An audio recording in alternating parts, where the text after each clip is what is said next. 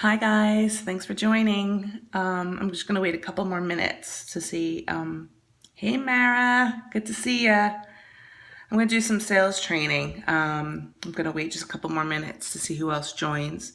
But for those of you who do not know me, my name's Jody, and I have been a professional sales executive as well as a sales trainer for the last 17 years. And I work in both the corporate world as well as for a direct sales company called Unique. And I have found that there are a lot of similarities between selling I actually sell advertising. Thanks for the love. Keep on giving me those hearts. I find that there's a lot of similarities between selling advertising, for instance. I'm a former magazine publisher. I've been selling advertising media for many years. And believe it or not, it's a very conceptual sell. And when I started selling product like makeup, I realized that there are still so many similarities. And I wanted to share with you some of the things that I have learned through the years, and I want to pass along my knowledge. So I'm just going to wait a couple more minutes. Thanks for the hearts. You guys are so sweet. Just a couple more minutes, and then it'll be a quick scope. This is my very first kind of sales training periscope, but I've been thinking about doing this since I joined, and I thought I'd share my knowledge. So guys, please feel free to post questions. I'll answer, I'll answer anything you may ask. I do want to say that I'm going to speak kind of generically, and I'll be happy to give you examples if you want. So we have 7 people right now watching this. Can you guys tell me what you sell? Are you guys all salespeople as well? And if so, what are you selling? Hi, Kay Anderson. Thanks for joining. I just put the question out.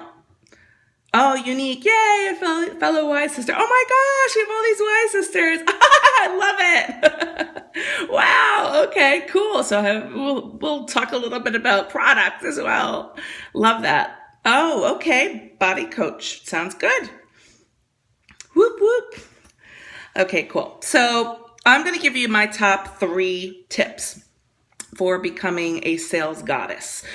This is something that I've been doing for years, and it's something that I train all my salespeople to do in the corporate world. And I've worked a bit on with my downline at Unique, as well as to focusing on these 3 things. So the first thing, and I took a few notes, so I'm actually looking down at my notes just to keep myself focused here. The first thing I tell all of my salespeople, anyone that I've trained. You like that sales goddess, right? God or goddess. Is to know your customer and to assume nothing. So I don't know about you guys, but when I go into a store, for instance, and let's just say hypothetically, I'm looking for a pair of shoes, and the salesperson just starts bringing out shoes that, inexpensive shoes because they're on sale or whatever it is. And I appreciate that they're trying to watch out for my pocketbook, but they have no idea what my budget is. They have no idea what I'm looking for. And so I always I like to think about how I like to buy. And that's the kind of salesperson I want to be.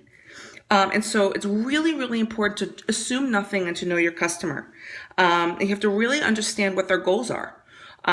Thank you. Yep, very true. So in terms of, for instance, advertising, I always ask my potential advertisers, what are you hoping to accomplish? And it's the same kind of question that I'll ask a customer when I'm speaking to her if she's buying makeup. Talk to me a little bit about what you're trying to accomplish. I also like to ask about budget. Right up front, I want to know how much money they have to spend. It helps kind of set expectations for both of us. I won't waste my time showing my customer more expensive options. And then, for instance, if you want to relate this to Unique, like large collections, if I know that they only have, $30 to spend. And on the flip side, I'm often surprised. You always ask perfect. You always ask what their fitness goals are. Absolutely. It is absolutely not rude. I think a lot of people are scared to ask that. And by the way, I think a lot of people are scared to be seen as like salespeople. I think if you're a really good salesperson, you're sharing your information rather than like pushing it on someone, or sharing your product rather than pushing it. And when it becomes something that's innate, people are extremely appreciative. So that's the very first thing, is to really know your customer. And I have a little like trick to help you get to know your customer. They're called high gain questions. And there are 3 rules to a high gain question. Are you ready for this? You guys all listening? Tap on your screen if you're listening. Want to make sure I have your attention. All right. No one's listening. Tap, tap, tap. Thank you. Okay. Okay, great. Here are the rules. There are 3 rules to asking high gain questions.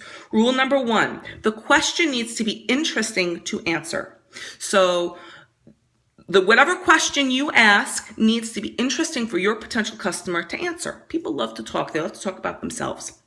You need to ask. Rule number 2, and the high gain question has to fit all 3 rules. Rule number 2, the question cannot be answered by yes or no.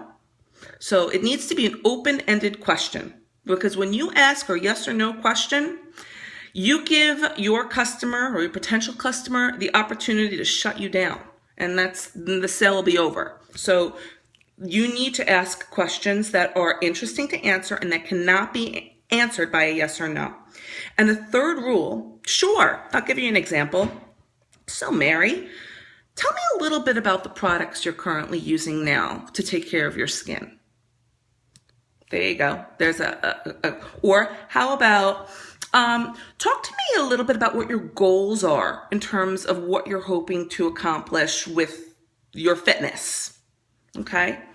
Do you guys need more? I have a good idea. Why don't you guys type in like an example of a high gain question? How about that? I'd love to see. Go on, Leslie, give it a shot. You have a high gain question? There's a 3rd rule to a high gain question. The 3rd rule is that the question must garner information to help you move the sale along. So it has to be interesting for your customer to answer. It can't be answered by a yes or no. And most importantly, what are your fitness goals? That's a great example. Thank you, Mary. Most importantly, it must elicit information that's going to help you understand how to move the sale along. It's really getting to know your customers better. In terms of media, I always ask, who are you trying to target? Talk to me about your competition. With makeup, I might want to know. Talk to me about the skincare product that you're using. Talk to me about the types of lip colors that you like. Let's hear about what's working for you now. Let's hear about what's not. Why is it not working? So those are. What are you must have makeup or skin? What are you must have make? I don't understand that question. What are you must have makeup or skin? Can you rephrase that question so I can understand it? So those are high gain questions, and for me, it's step 1. Any kind of sale, I need to know my customer. I need to understand if this is going to be a true potential customer. Okay. What are your must-haves for makeup and skincare products? Yep, perfect. That's a great high gain question, because it hits on all 3 of those rules. Okay, so that's my tip number 1. Ask high gain questions, get to know your customer. Tip number 2, you then need to be able to tie in your products or services to what they're currently looking for. So, in Unique, I know a lot of times people say, oh, you got to share. It's not about selling, it's about sharing. Well, guess what? If you're a good salesperson, you're sharing. And you're tying in what you do to what your customers' goals are. My rule of thumb for doing that. Hi, Kay Anderson. Thanks for joining. We just went over tip number 1, and those are asking high gain questions. Who wants to shout out and tell Kay Anderson, who just joined, what are the 3 rules to a high gain question? Rule number 1, go guys. Let's see if you remember. Rule number 1, the question must be, I'll tell you. The question must be interesting to answer. It cannot be answered by a yes or no. Oh, okay. Open-ended question. Very good. And lastly, it must garner enough information to lead the sale along. Okay. So now tip number 2 is tying in your products and services with what your customers' goals are. And one of the things I do, and I can't even stress this enough to anyone that I work with, anyone that I'm training, it is so important to focus on benefits rather than features. People want to hear how your product or service is going to help them.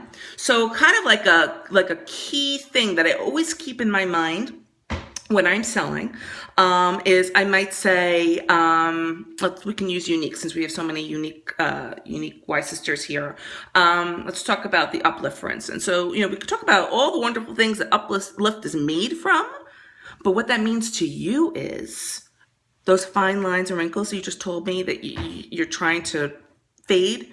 What that means to you is this is a great way, a very affordable way to start working on those fine lines and wrinkles. So in the back of my head, and you know what? Quite frankly, I'll be honest with you. Life of sales, like if you're speaking to a teacher trying to understand why your kid didn't get the good grade, or if you're talking to whoever, people in life, in the back of my head, I'm always saying, so what that means to you is so why you should care is, and that really helps me really focus on benefits rather than features.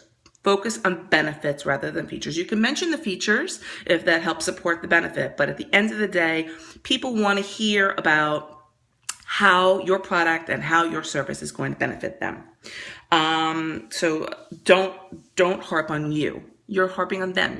You're talking about them and how everything's going to help them. Okay, and last, since this is my top 3 tips, I have a bunch more, but that might be another scope. Is to don't be afraid to ask for the sale. I think that's one of the biggest problems that people have when they first start selling. They're scared to ask for the sale. I remember when I first started selling years ago, I didn't want people to think I was a salesperson, so I tried to make it seem like I wasn't, but I was. And you want to know what? I was dealing with media buyers, and buyers were buying, and they were buying from people who sold to them. So who was I kidding?